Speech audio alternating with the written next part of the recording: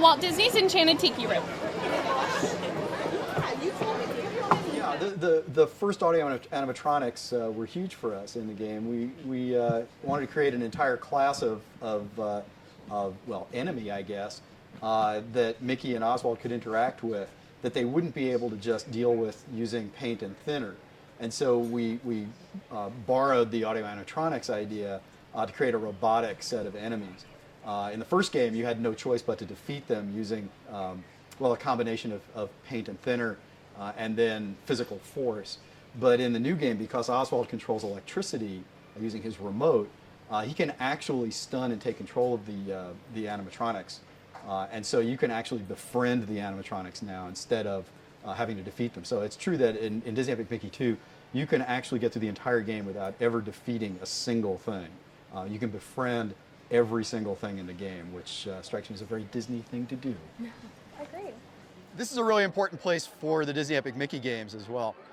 Just as Walt wanted to recreate part of his childhood, we wanted to recreate part of his park. Wasteland is a world that no player had ever visited, and so no player really cared about.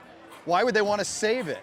And so we wanted to create a place that was so familiar that they would instantly feel that sense of like, I need to make this right.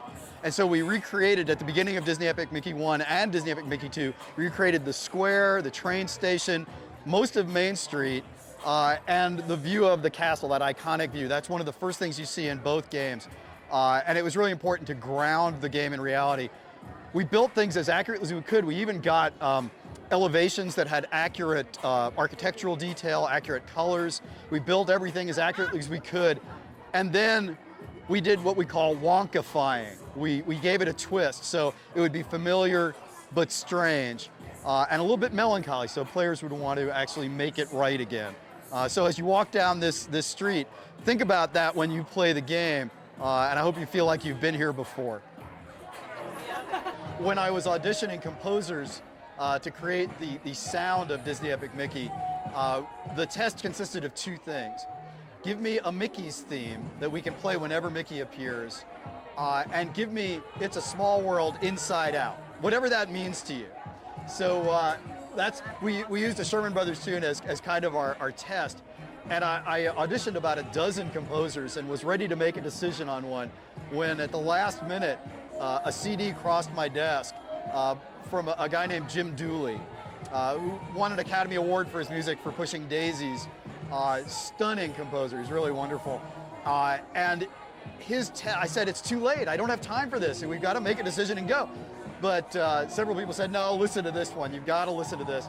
I listened to it, we called him up, gave him the test. 24 hours later, we got back his version of Small World Inside Out and his version of a Mickey's theme.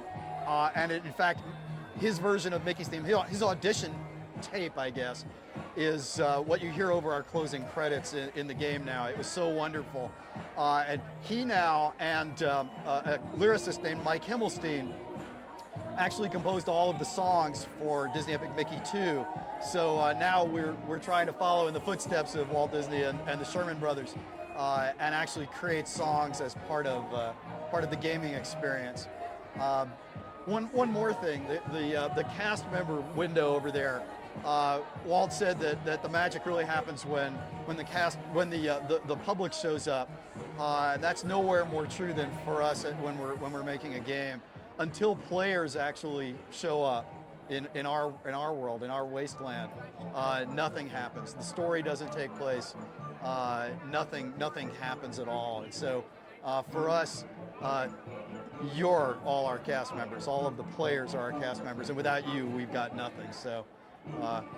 Hope you enjoy the game and make your own story, make your own magic as you play. That's what Junction Point's all about. That's what Disney Epic Mickey is all about. But beware of the consequences. Beware of the consequences of your choices. That's exactly right. You get to define what it means to be a hero in this world. So the story of how and why Walt built Disneyland reflects exactly one of the major goals for the Disney Epic Mickey games. Most games are designed for a specific target audience. Everybody talks about demographics and tween girls and teen boys and frat boys and all that stuff. And after talking to people at the Disney Studios and at Pixar, we were all inspired to make what people at Disney often describe as entertainment for everyone. We wanted to make a game that kids and adults could enjoy equally and in their own way. And with Disney Epic Mickey 2, we've taken one step further. Not only can the kids and adults, boys and girls, men and women, enjoy the game in their own way, but they can actually play it together. That's why the power of two is so important. Co-op play, telling a story together with your friends and family is what it's all about. So what we're trying to do is have the game reflect the same spirit that Disneyland does. And in our own small way, maybe that's the greatest tribute we can pay to Walt Disney. Not just recreating his world, but trying to capture the reasons he built this in the first place. There's a girl here with an Hortensia costume. Oh my God! Somebody get a camera! I don't know what's going on. Are you kidding me? Across the plaza and figure. Are this you is too kidding? You're on candid. Well, not so candid camera. Not so candid, that's okay. Hortensia and Oswald. Holy cow! This does not happen. Are you serious? Well, it's great to meet you. Get everybody take pictures. Everybody has to send me pictures. Here, give me 1 second. I'd like to hand. Are you kidding? Here, can I? Did you think this would happen today, Courtney? Not at all. I have to get this look of stunned awe off my face. That's awesome. Very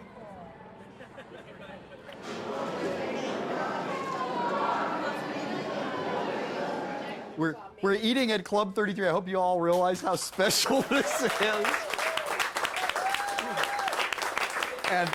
And we have a really special treat. This is okay. We're going to hear a little bit about Park and about this place from one of my favorite people at Disney. This is Stacia Martin right here, amazing Disney sketch artist, and a woman who I have never once stumped on any aspect of Disney history, he said, putting her right on the spot. So Frontierland was a huge part of early Disneyland's days.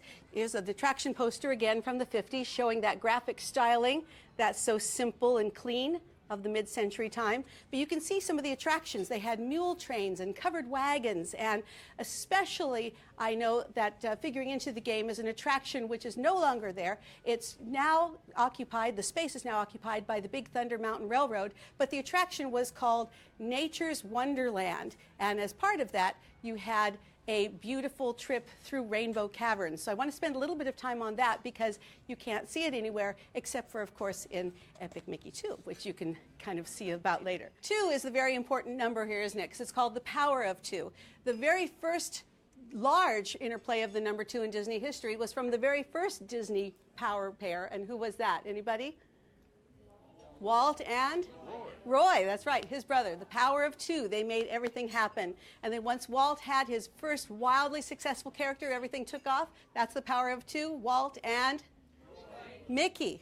Mickey, yes, which is why the partner statue is at the center of Disneyland's plaza, right at the heart of Disneyland. But there's now another power couple here with the power of 2. And so, guarded by the Leo Kwan statue, I wanted to send a couple of you home with a little souvenir of the newest power pair in Disney history, representing the power of 2. There you go. And there you go. And if you show everybody who you got, Mickey and Oswald.